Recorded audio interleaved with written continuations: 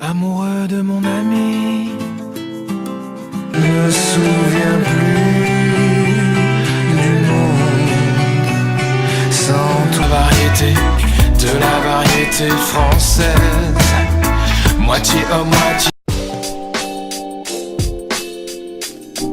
Je trouve que dans l'époque dans laquelle on vit, je pense que déjà la culture est plus que jamais importante. Avant d'essayer de la définir, je pense que c'est important de dire ça. C'est-à-dire que quand je vois que les budgets de la culture sont rognés de plus en plus et réduits à peau de chagrin, je trouve ça assez grave parce qu'en fait, alors pour définir la culture, je pense que c'est justement ce qui sépare l'être humain du barbare, quoi. Quand on dit par exemple tous les goûts sont dans la nature, en fait on devrait dire tous les goûts sont dans la culture.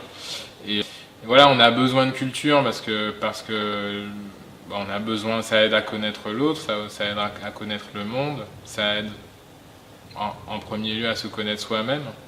T'as le terrorisme, le fondamentalisme, le communautarisme, enfin tous les mots en isme, en tout cas beaucoup des mots en isme.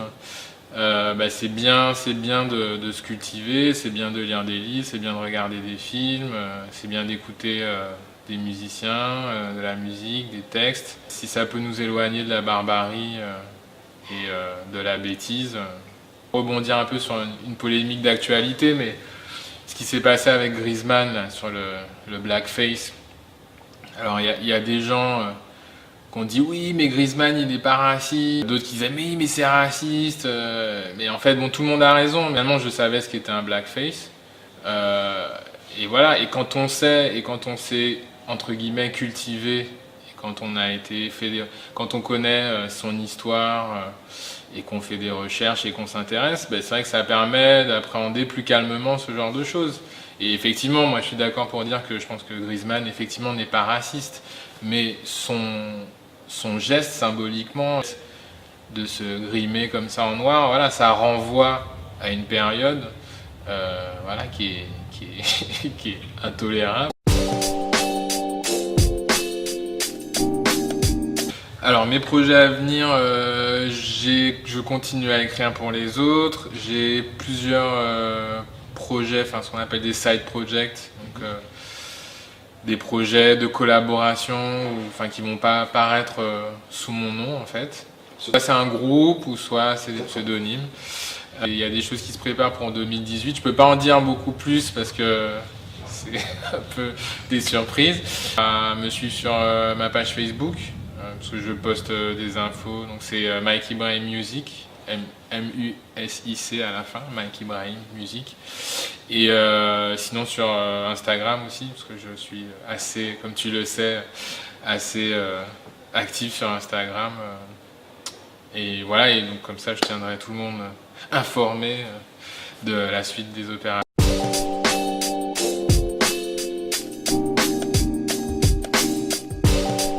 En fait, la photo, ça a toujours été une passion, pareil, depuis que je suis petit. J'ai eu assez tôt un appareil photo. Pendant des années, j'avais un peu abandonné la photo. C'est la photo avec de la pellicule. Et puis, en fait, il y a quelques années, je me suis racheté des appareils photo, notamment des appareils photo argentiques. Pour revenir à ce qu'on disait sur la culture, enfin, il y a cette idée d'aller dans le monde en fait et de se frotter au réel. Et pour moi, en fait, la culture, l'art, la chanson, la photo, c'est aussi une façon d'embrasser, de se jeter dans le réel, mais sous des angles différents. Et la photo de rue, c'est voilà, aller photographier des étrangers, des inconnus. Voilà, il y a quelque chose d'assez spontané et d'assez magique dans la photo de rue en fait. Et j'aime aussi faire de la photo de studio, des portraits, mais c'est vrai qu'en plus voilà, sur Instagram, j'avais envie de thématiser un peu mon Instagram, et donc j'essaye de faire principalement de la photo de rue.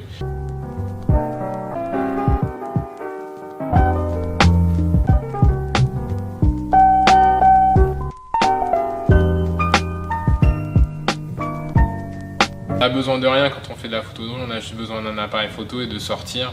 Et encore une fois, d'aller à la rencontre de l'autre en fait. Et un bon exercice et c'est assez sain pour l'esprit. Beaucoup, par exemple, Joël Meyerowitz, Ouais.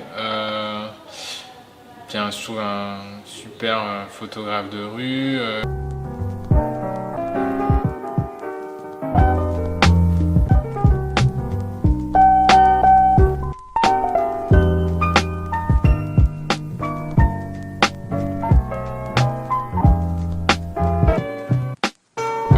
J'adore Bruce Gilden qui fait plus des gros plans mais aussi de la photo de rue, mais là où il met carrément presque son appareil photo dans le visage des gens. De la personne, ouais. Ça fait des portraits assez incroyables, mais où en fait le cadre est rempli vraiment par le visage des sujets.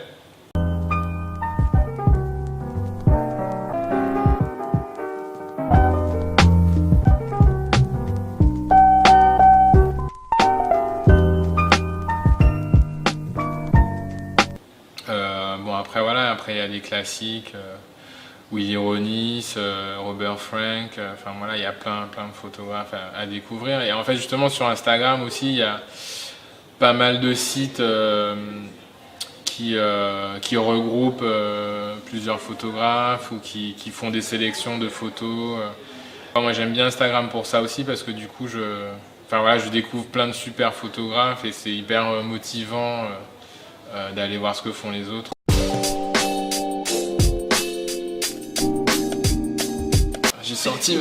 J'ai amené ma petite liste parce que tu as eu la gentillesse de me prévenir qu'il y avait une question sur une liste de... Non mais après parce que c'est vrai qu'on est toujours un peu...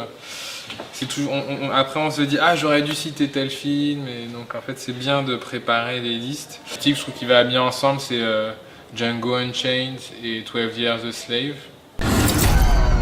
Let's get to it. My name is Dr. King Schultz. This is my valet, Django. Solomon Northup is an expert player on the violin. I was born a free man, lived with my family in New York, Be good for your mother. until the day I was deceived, To Solomon. kidnapped, sold into slavery.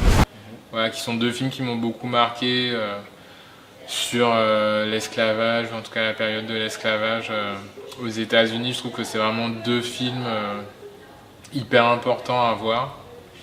Et qui voilà, l'un avec un traitement plutôt pop on va dire et plutôt super-héros, sauce western, sauce hyper violente mais en même temps avec beaucoup de réalisme et l'autre qui est plus une fresque et quelque chose voilà enfin plus peut-être un peu plus classique mais Moonlight. At some point, you gotta decide for yourself who you gonna be. Can't let nobody make that decision for you. J'ai beaucoup aimé,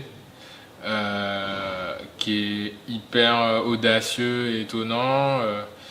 Homosexualité abordée.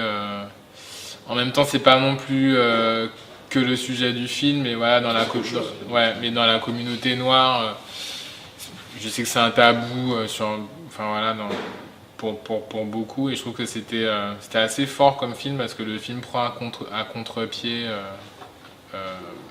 pas mal de clichés et ne tombe justement jamais dans les clichés. C'est un film hyper sensible, hyper beau, hyper bien joué. C'est vraiment un super film, ça m'a beaucoup touché.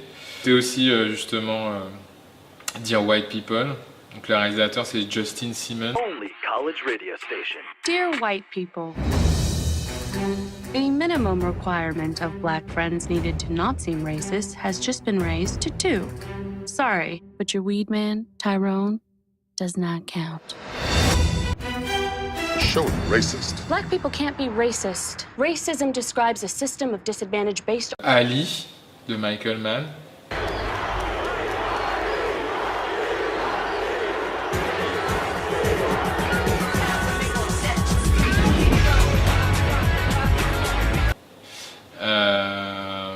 Qui est un film aussi incroyable sur un personnage incroyable. Peut-être sans doute le meilleur film de Will Smith. Je pense. Hein. Et sans doute pas loin d'être le meilleur film de Michael Mann aussi. même s'il en a fait des bons. Mais j'avais aussi envie de citer Claire Denis, pas pour un film en particulier. C'est le système qu'il faut changer. Je soigne le mal par le mal.